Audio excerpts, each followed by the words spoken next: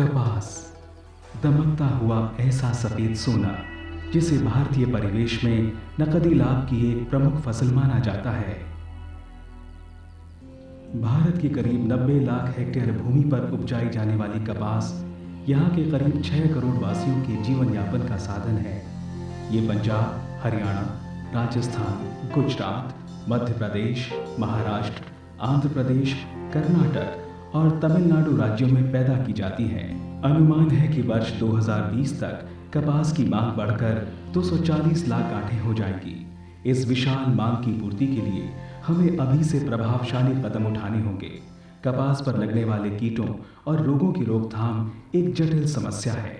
कुल उत्पादन खर्च का 40% हिस्सा कीट नियंत्रण पर खर्च होता है, परंतु इसके बावजूद भी 50 से 60% नुकसान होना सामान्य बात है।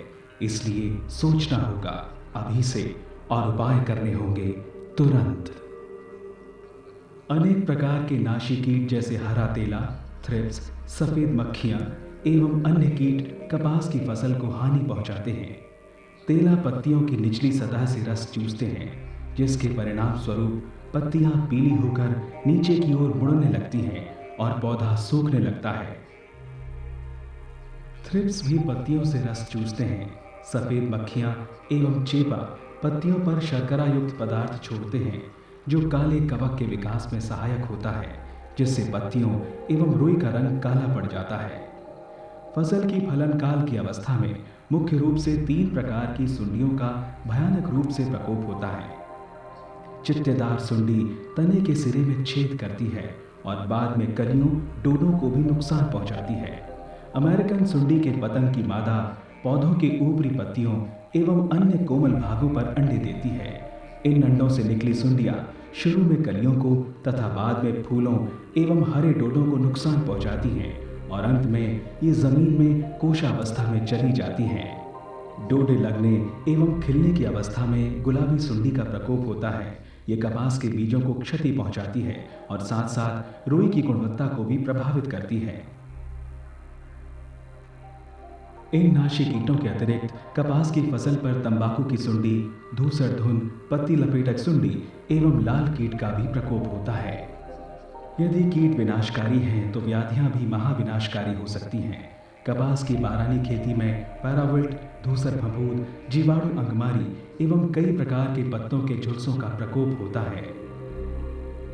कपास के काश्तकारों के इस नुकसान की सबसे बड़ी वजह है कीट समस्या से निपटने के लिए आवश्यक कारगर एवं वैज्ञानिक तरीकों की अनभिज्ञता।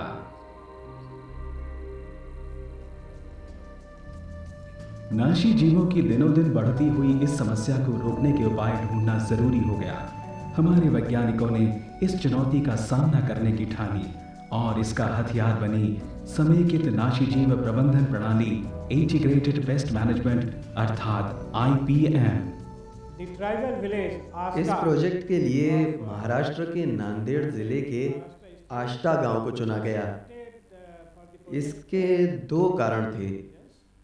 पहला तो ये कि ये गांव जो है वो मध्य भारत के 20 लाख हेक्टेयर से अधिक कपास की खेती का प्रतिनिधित्व करता है, और दूसरा कीटनाशकों के लगातार छिड़काव के बावजूद यहाँ 1997-98 में अमेरिकन सुंडी का हमला हुआ। इसका नतीजा यह हुआ कि कपास की फसल को भयंकर नुकसान हुआ और किसानों ने आगामी वर्षों में दूसरी फसलें बीजने का फैसला कर लिया। पूरे आष्टा गांव में IPM प्रणाली को लगभग 200 हेक्टेयर भूमि पर किसानों की सक्रिय भागीदारी में उन्हीं के खेतों में आजमाया गया। ये प्रणाली मुख्य रूप से प्राकृतिक संसाधनों पर तथा सामूहिक तौर पर आधारित थी। ये IPM प्रणाली सामुदायिक भागीदारी पर आधारित होने से ज्यादा कारगर सिद्ध हुई। किसान भाइयों के साथ लगातार संपर्क बनाए रखने का तरीका अपनाया गया। कृषक पाठशालाएं, हर हफ्ते ली जाने वाली पाठशालाओं का आधार था साझी समस्या, साझा समाधान।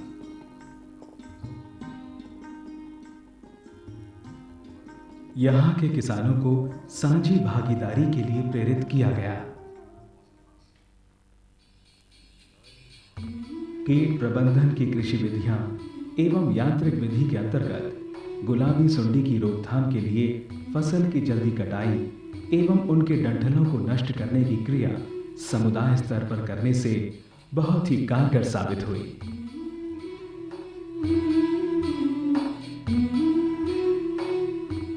हमारी उर्वरकों एवं रासायनिक दवाओं का गलत प्रयोग करने वाली पहले की प्रथा से फसल पर और अधिक सुंडियां लगती थीं। अब आईपीएम तकनीक के माध्यम से हम ये जानने लगे हैं कि क्या किया जाना जरूरी है। आष्टा में आईपीएम की सुनियोजित आईपीएम प्रणाली इस प्रकार है।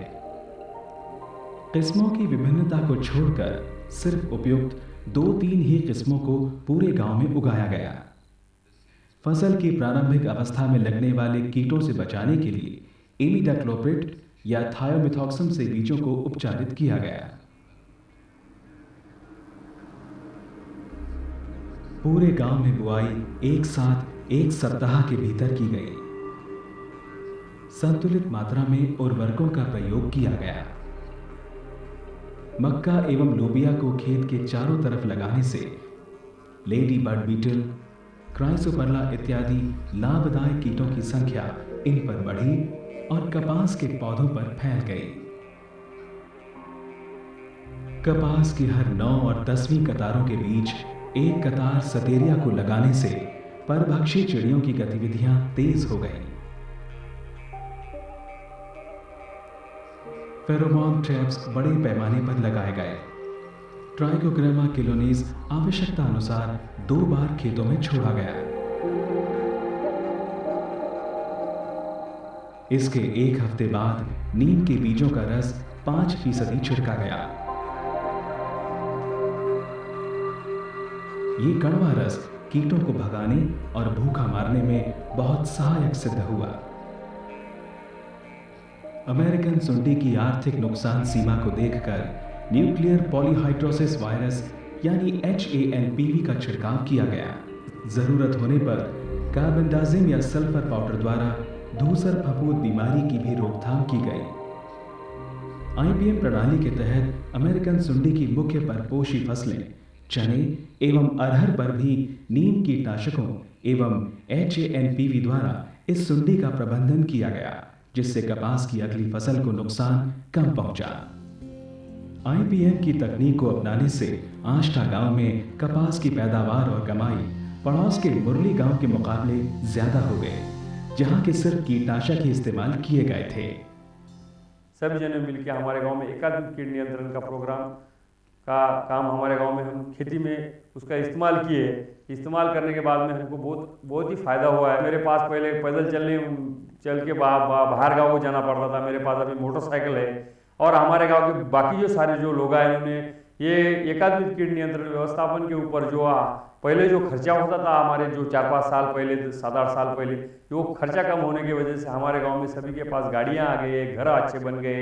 हमारे बच्चों को पढ़ाने के लिए हर बड़े गांव को हम रख सकते हैं। पहले 2 कुंटल रखता आता था, अब 4 से 5 पर आ गया, तो हमको इससे फायदा हुआ और खरीदारी भी हमारा सबकी माल मत्ता सभी गाँव वालों को सुधर गए। आईपीएम के परिणाम स्वरूप वास्तव में नाशी जीवों की संख्या घटने लगी और इनकी जगह प्राकृतिक कीट शत्रुओं की संख्या बढ़ने लगी। रासायनिक कीटनाशकों के छिड़काव में भारी कमी हुई। प्रकृति द्वारा फसल की सुरक्षा के अवसर बढ़े। प्राकृतिक कीट शत्रु हानिकारक कीटों को आसानी से खाने लगे। आईपीएम का पर्यावरण हितैषी आयाम है। आष्टा में आज खुशहाली का दौर है।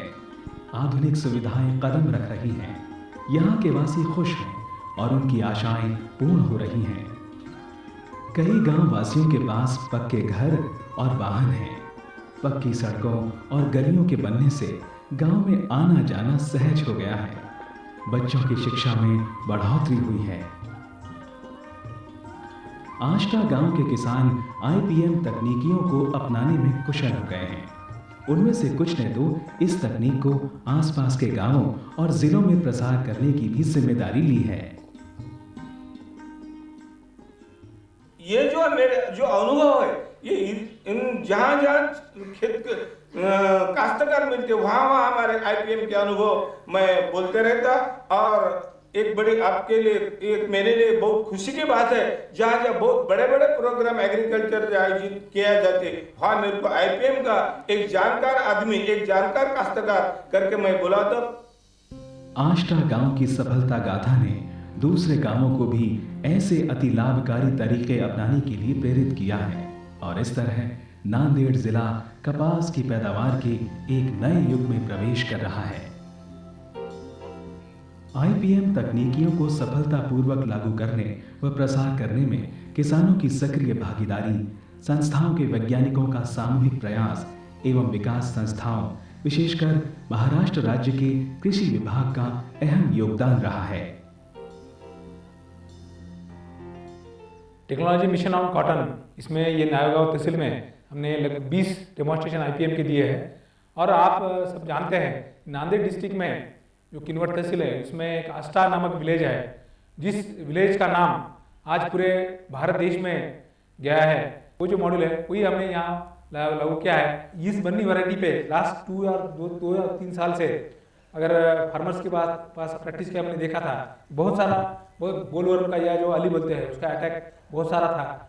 अगर आप दूसरी जगह फील्ड देखें तो उसमें जो बोलवर्म का अटैक काफ़ी था। ये जो फील्ड दिख रहा है IPM फील्ड है, इसमें बोलवर्म का अटैक बहुत कम है। IPM तकनीकियों को अपनाने से यहाँ के किसानों का सामाजिक आर्थिक स्तर सुधरा है और पुनः पर्यावरण संतुलन हुआ। आष्टा के वासी आज समृद्धि और खुशहाली का जीवन जी रहे हैं और दूसरे गांवों द्वारा IPM अपनाने के लिए आष्टा एक आदर्श बन चुका है।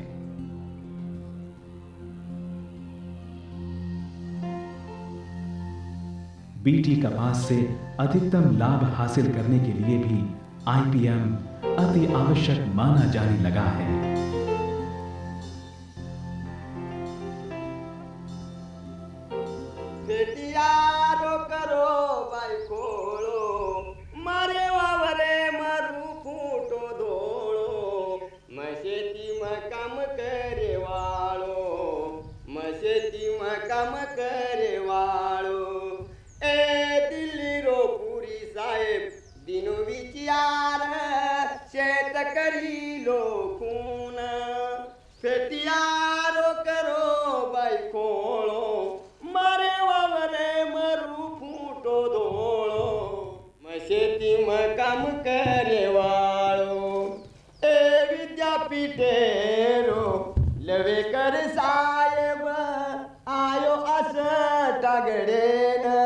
कीचड़ कोनी जानो रे पानी कोनी जानो वावर वावर फरो दिल त्यात पुरात ओरो गणो उपकार रे शेतकरीन केरो आस पद्धती शेती कर